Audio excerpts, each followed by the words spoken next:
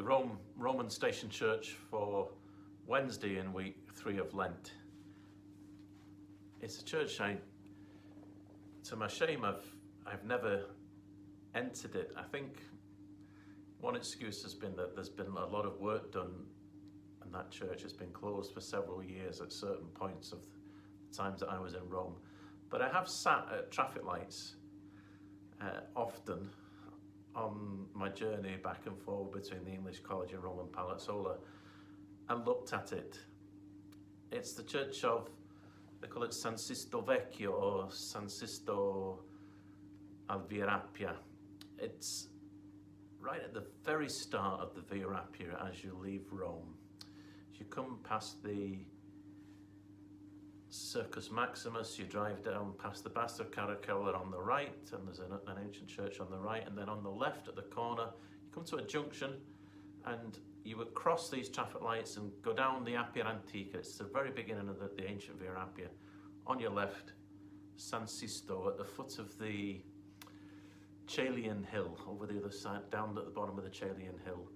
It's a school, really, now, run by Dominican sisters. There's been a Dominican presence there for, I think, since the 12th century. So it was a really important nunnery in medieval times in Rome.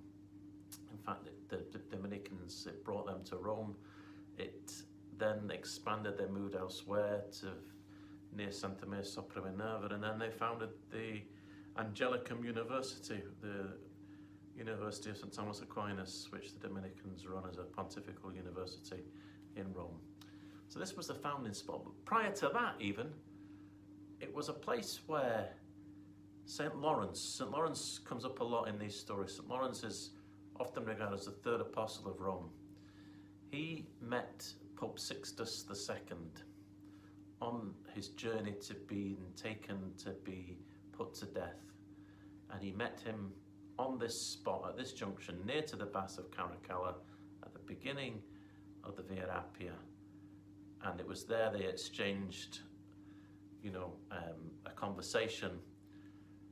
And Lawrence knew that Pope Sixtus was about to be put to death, and he volunteered to go in his place, but Pope Sixtus says no. He said, no, it seems like your turn may come soon anyway. And sure enough, 3 days later, St. Lawrence was put to death. So that was the spot. They buried Pope Sixtus in the catacombs of St. Callistus and brought them and enshrined them in this church here on this spot in the 5th or 6th century, I think.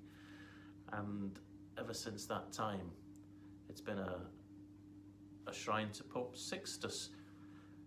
He is, I believe, the Sixtus that is mentioned in the Roman canon. There's a little bit of confusion where we go Linus, Cletus, Clement, Sixtus, Cornelius, as to whether it's listing Pope Sixtus I or Pope Sixtus II.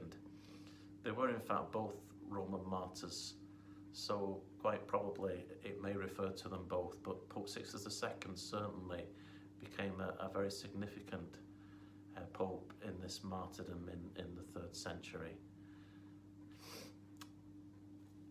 An English interest would be really an interesting one that I just stumbled across in doing a little bit of reading around this.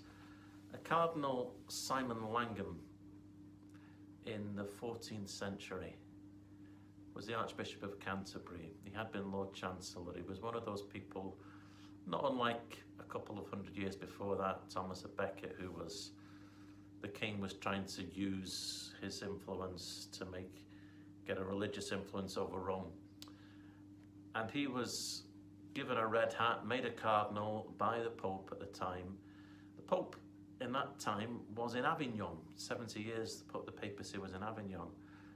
But nonetheless, the Pope at the time appointed the Archbishop of Canterbury, Archbishop Langham, as a cardinal. He gave him a titular church, which was the church of Sixtus San Sisto in Rome, just by the Via Appia. Whether he ever visited it, it's possible, because the Pope, Simon Langham, then went to live with the Pope in the Pope's court in Avignon.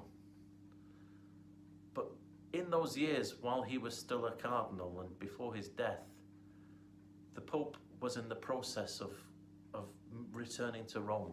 It was the last 6 years of the 70 years that the Pope spent in Avignon, and indeed the Pope returned to Rome the same year that Archbishop Langham, Cardinal Langham, died.